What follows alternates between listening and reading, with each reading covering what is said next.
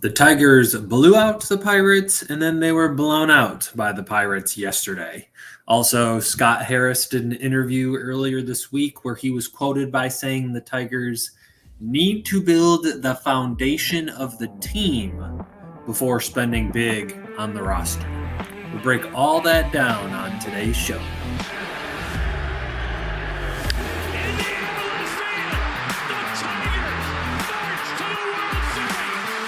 There's the snap. Blitz comes. Mayfield back. Loads. Throws. Picked up by the Lions. Intercepted by the Lions. Intercepted by the Lions. Derek Barnes. Derek Barnes. Derek Barnes. Reggie Miller. And it's blocked again. What a block. Lead pass in for Larkin. In space for Raymond. And he scores! Lucas Raymond!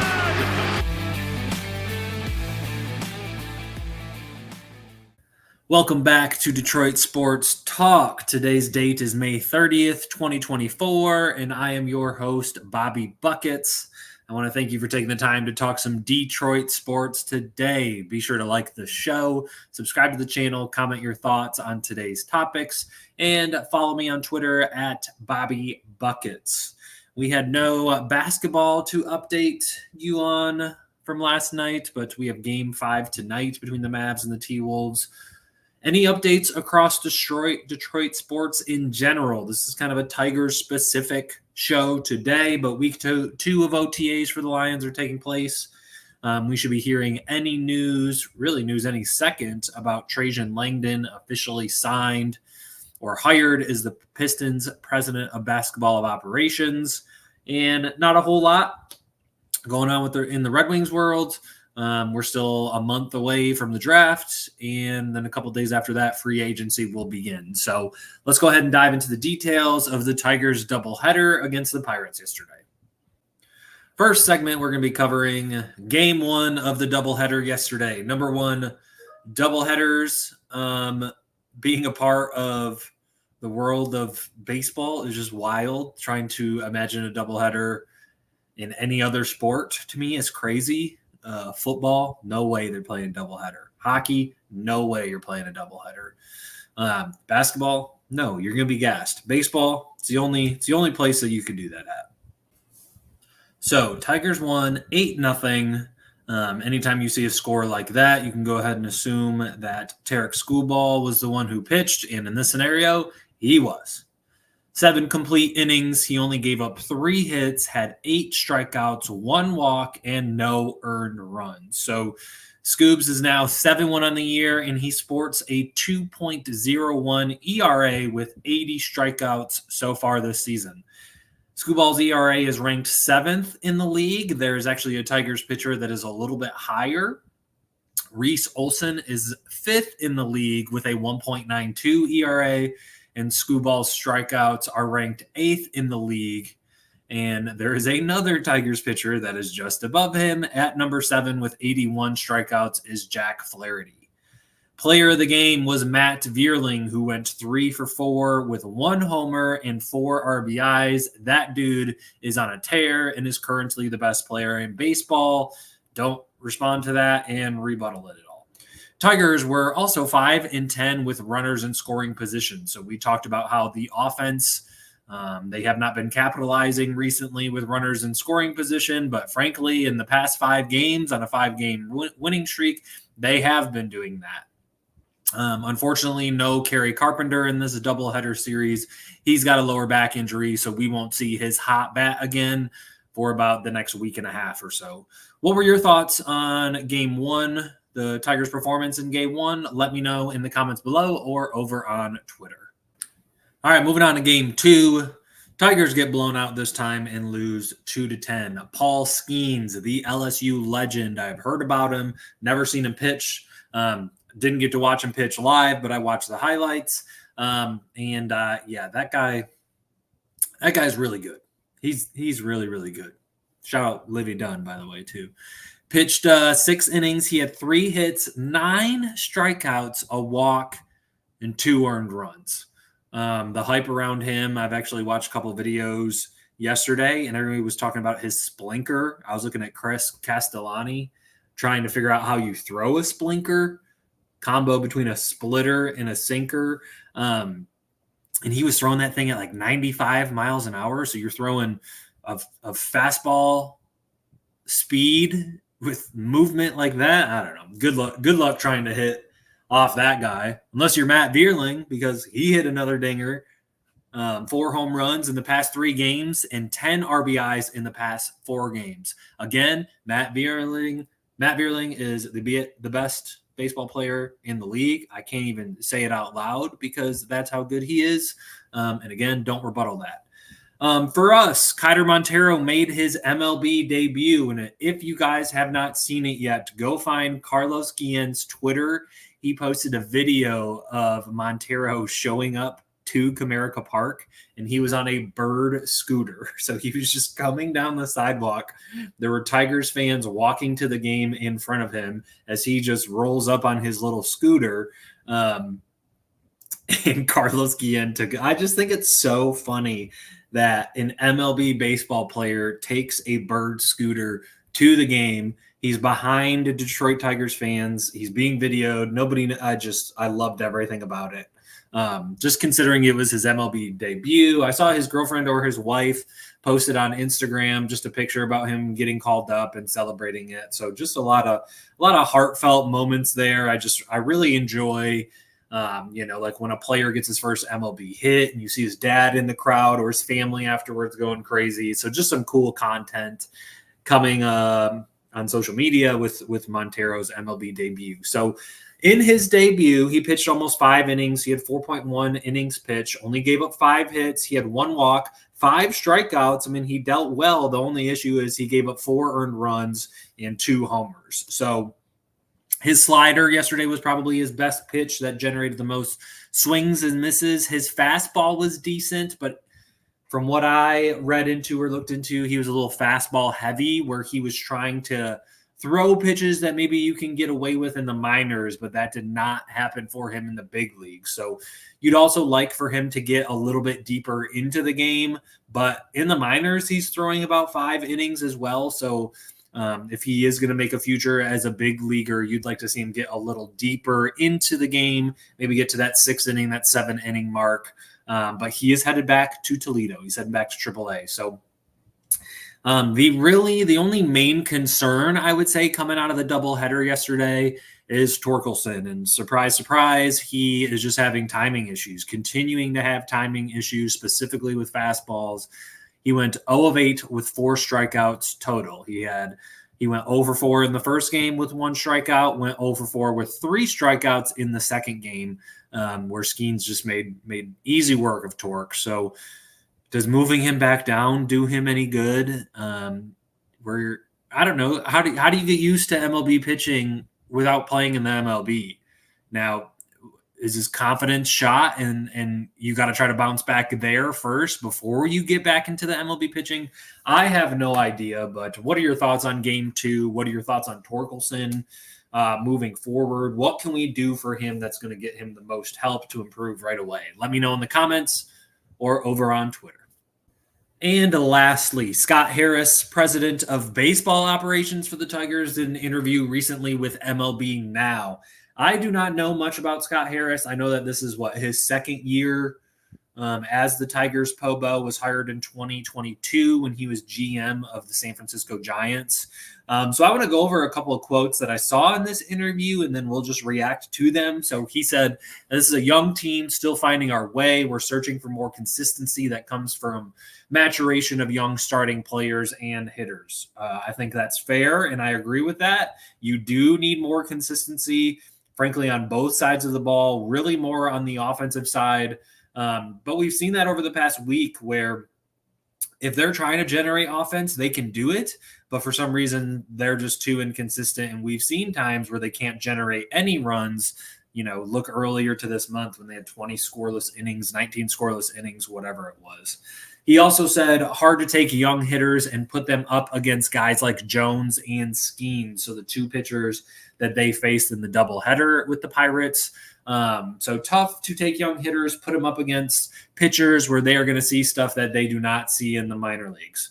Totally agree. This goes back to that conversation we just had about Torque. Do you send him to the minors to get his confidence back up? But does it really do him any good if the pitches that he's seeing in the minors are not the pitches that he's seeing in the major leagues? No clue, but that's what's so tough about the torque position is what do you need to do to get him the best help? Referring to a couple of the hot hitters. So MLB had Kerry Carpenter, Riley Green, Torkelson, and Colt in a graphic. And by he, I mean Scott Harris said that Kerry and Riley are ahead of Torque and Colt, which I think is totally fair. But Scott did go out of his way to mention Colt in the hot month that he has had recently. He did not say anything about Torque, though, which I thought was interesting. They were bringing up the pitching, specifically talking about Tarek Skubal, and said Tarek is absolutely fearless and will go directly at what hitter is facing him. He's going to keep putting pressure on hitters, and he's going to step on their throats. Don't know if he was watching MCDC's press conferences prior to getting onto this interview, but that was sick. And yes, totally agree. That's awesome. The biggest one, though, that I think generated the most talk on Twitter and probably will generate the most talk in this segment is he said that the Tigers need to build the foundation of this team before spending big on the roster. Build the foundation of the team before spending big on the roster.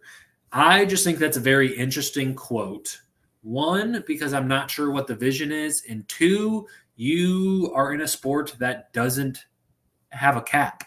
There's no such thing as cap space. You can just spend whatever money you want to spend on your payroll. So what is the vision of the Detroit Tigers? You have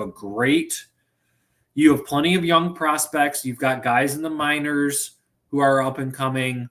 So you have a good blend of youth, of pieces that you've scooped up in free agency the last year or two.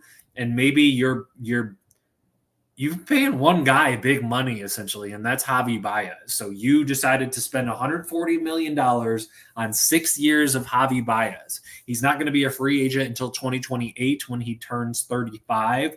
I think he does have some opt-out clauses in that, but given Javi is not playing very poorly, I'm not sure why Javi would want to opt out of that deal. Now, Javi is your only infielder that's making over $3 million.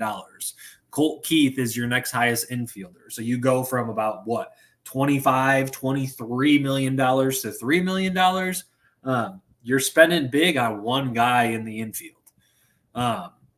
To continue on to that, looking into the outfield, Mark Canha is the only one making $11.5 million. He's the only one making 8 figures in regards to that. He's going to be a free agent though, and he's 36 years old next year. So I don't know that you're going to be spending. Mark Canha probably gone. Starting pitchers, you brought in Jack Flaherty, who's making $14 million. He's going to be an unrestricted free agent next season. He's actually turned it around and pitched pretty well for the Tigers. He's only going to be 29 next year, so I wonder if you bring him back. And you signed Kenta last year. He makes $14 million this year, makes $10 million next year when he's going to be 37. So a little bit on the older side, but you've only got him for 2 years. Relief pitchers, you got nobody making over $4 million. $4.25 million, actually. So you're not spending money on relief pitchers. You're spending a little money on starting pitchers, but it's not anything absurd like what Javi's making. With all that to say, who are you paying? You're not paying anybody. Your payroll is just under $107 million. If Javi is making $23-25 million, Javi's making up 20%, 25% of your total payroll. You're not paying anybody. So I guess before spending big, it's like, what are you waiting on? So Tigers total payroll, again, is just under $107 million. That ranks 23rd out of 30 MLB teams this season. So there are only 7 teams lower than the Tigers in terms of total payroll. 3 of those teams have as good of a record as the Tigers or better. So even though you're not spending a ton of money, there are teams that aren't spending money underneath you that are doing better. So you could be spending more money on better players to improve on those teams. And I think my biggest complaint is I just don't see a vision, and I don't think Chris Ilitch, this may be an owner situation more than it is a Scott Harris situation with just his reluctance to spend money and just being cheap.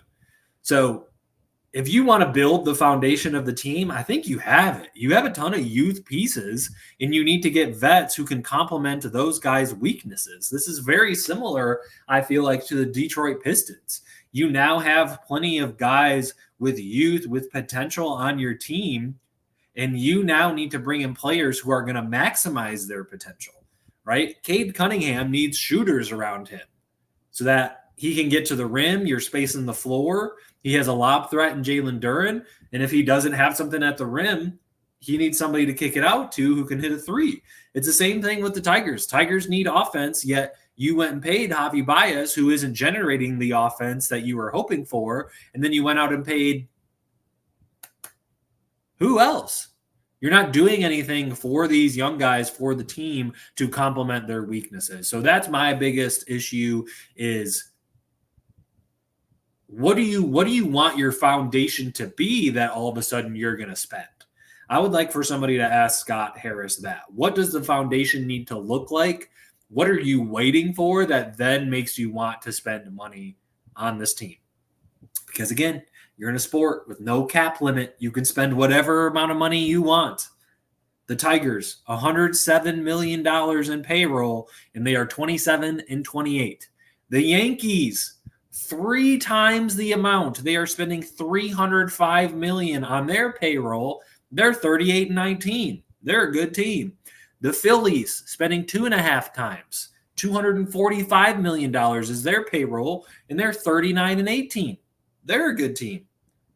The Dodgers are spending $229 million on their payroll. And I have 3-22 down. I don't think it's that, but it's like 37-22, 36-22. I'm not saying it's the solution to the problem because you can spend big money and not be a good team. Like look at Houston. They're third in payroll at $250 million, yet they're 24-32. So the Tigers have a better record than them. But at the same time, who cares? Who cares what your payroll is at when you're in a sport that doesn't have cap space? The issue, if you're the Pistons and you're spending too much money, you can't spend any more money on top of that because there's a cap space. Same thing with any other sport. But in baseball, there's not. Spend your money. Chris Ilitch, you're a billionaire. Just inherited all of your dad's wealth. Spend some money, you cheap ass. Sorry for cussing. What are your thoughts on Scott Harris and how he's done so far? What do you see as the vision for the Tigers? Or is this not a Scott Harris thing, and this is actually a Chris Ilitch thing where he's just being cheap? Let me know in the comments below or over on Twitter. That is it for this episode of Detroit Sports Talk. I want to thank you guys for taking the time to talk some Detroit sports today. Be sure to like the show, subscribe to the channel, comment below your thoughts on today's topics, and be sure to follow me on Twitter at Bobby Buckets. Thanks again for taking the time to tune in, and I'll see you guys in the next episode. Peace.